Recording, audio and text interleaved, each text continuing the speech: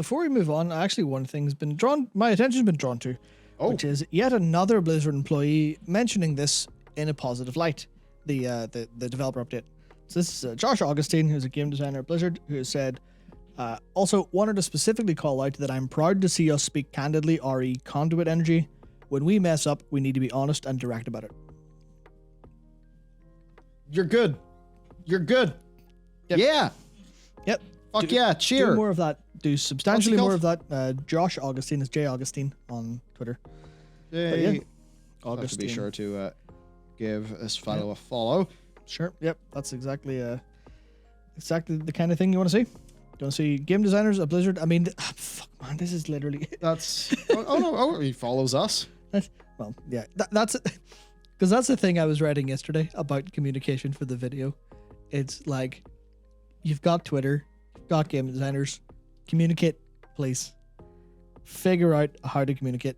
Figure out the policies you need to be able to allow developers, even if it's certain developers, you need to give them that thing. And like, obviously this isn't going to be a solution immediately, but this is something I wouldn't have imagined happening 2 days ago. Yeah. I would have thought if someone said, "Oh, next week they're going to be on Twitter openly talking about what a dev update means and how they feel about it," I'd have been like, "Are you high? Like Bizarro land." Yeah, what are you? I mean, maybe. What the hell are you talking about? They would have to be so unbelievably desperate to let that happen, or it would be something about the narrative changing at Blizzard or something like that for that to happen. They couldn't do it, especially with authorization. But it seems now, after whatever they talked about internally, maybe the new leads have talked to the dev team, but it's a case of they now seem to go, all right, we're gonna open up a little bit. Zero tolerance is nothing but a cancel culture overreaction. It's zero tolerance when the violation has been confirmed. Yes, of course. That's saying something in the context of employment policy, where you do have to have your facts straight. Yeah. And if you have your facts straight and the thing happened, it ain't cancel culture, it's the fucking rules being followed. You know? That's how it be. That's how it be. I mean, it's this crazy situation where, I guess if you think about it, if you really take a big view of like human civilization, this whole thing of, a pretty mixed workplace is quite new. It's quite new for humanity as a group, because that shit wasn't happening as much in the 1800s and even much of the 1900s.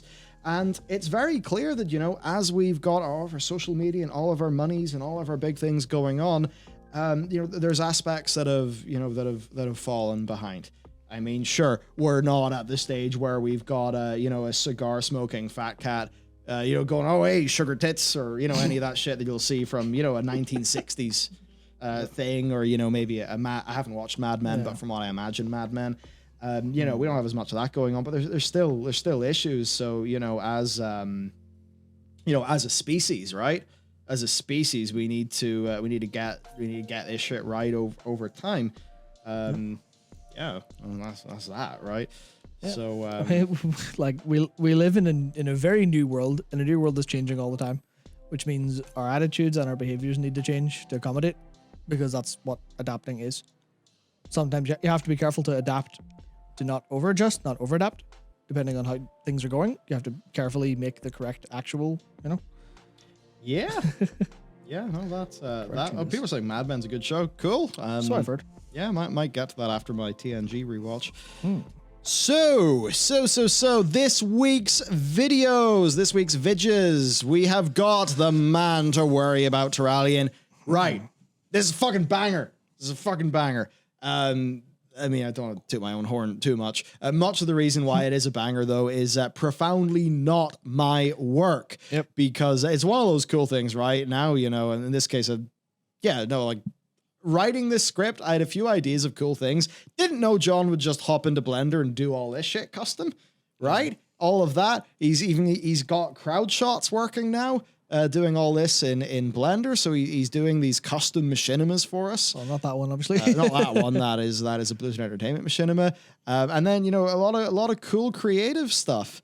like, I think he even did custom stuff for Urel's Yeah, model. that's custom armor, I think. Yeah, so he did a custom armor set for Urel. Yeah. He made these custom, and like, see when you guys are, Thanks, yep.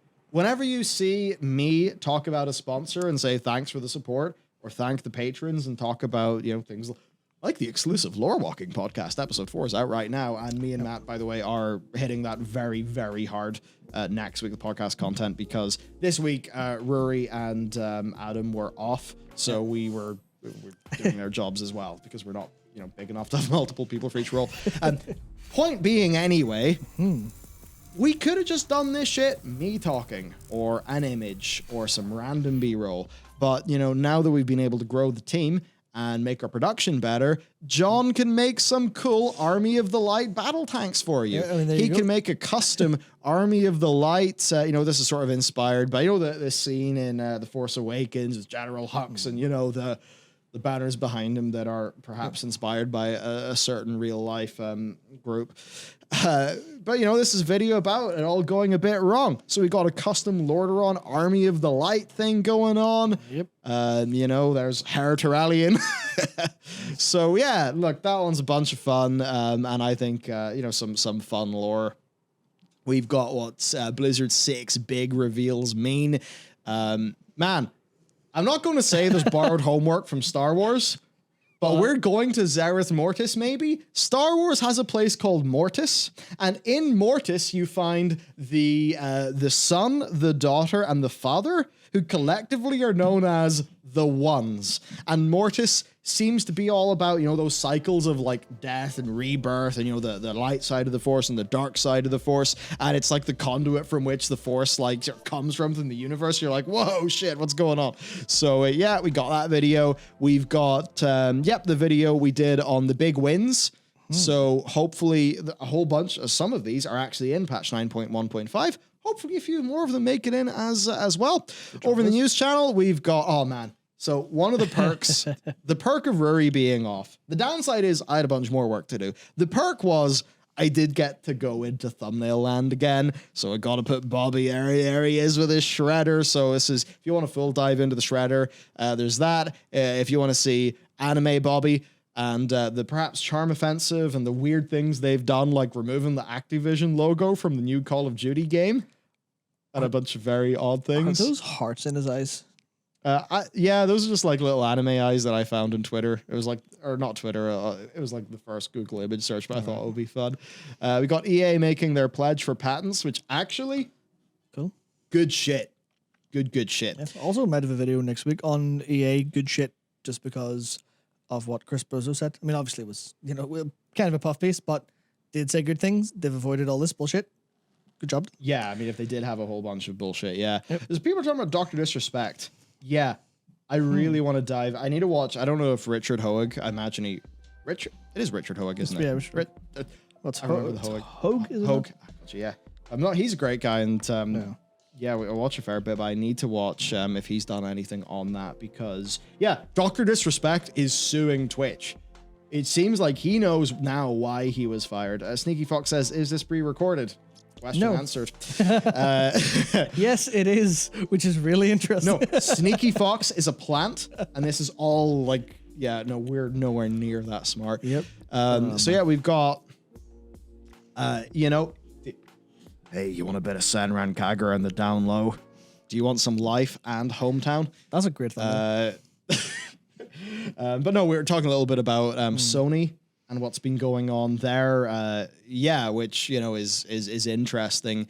I mean, like the Senran Kagura series, there's certainly multiple perspectives on that series. I think Valve will have to have a discourse on that. Funny enough, we, of course, it's probably fine to say names and stuff, but I don't want him to get dragged into anything. But one of our mentors, like officially, one of our official like mentors on the side of our game dev company at the time was a producer at Marvelous who, it was very funny because, I mean, you know him. Yeah.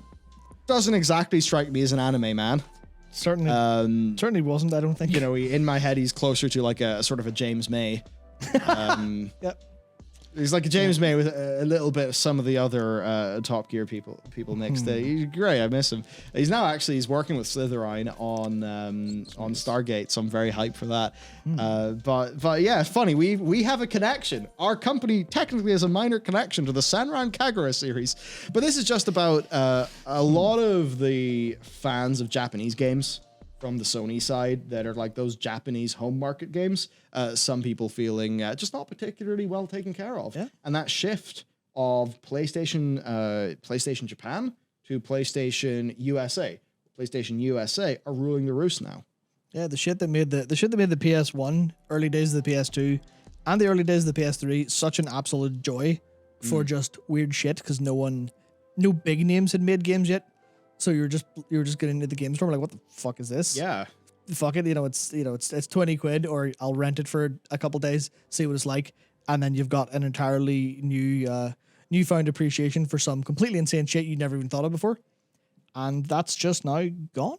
Yeah. No Folklore, no Folklore on PS3, no Parappa on PS1, no Ape Escape, nothing like that. It's all Sad. all bad. Sad. Yep. Now, also speaking of sad, it's weird. Halo Infinite had the public tests basically seem to have revealed that it's a fucking banger of a video game. Like the actual combat and design, the fun of playing is there. However, there's no Forge at launch. There's campaign co-op not being at launch. It seems like there are some issues, so we dive into that a little bit. We've got Epic basically. I mean, there was somebody on our Discord who really went in us in this one, and I read his criticism. I did try to take him to heart, but I do just find myself coming back to they did a real fucking lazy hack job where they basically just ripped off Among Us, including unique elements of their game. And nobody is saying that Epic should get sued for that. People are just saying that like Epic are, trying to act like the poor oppressed company in regards to Apple, and then you see them just wholesale rip off Among Us. You're like, for fuck's sake, lads, come on. I think the term we use for that is a bad form. Bad form indeed. Bad form.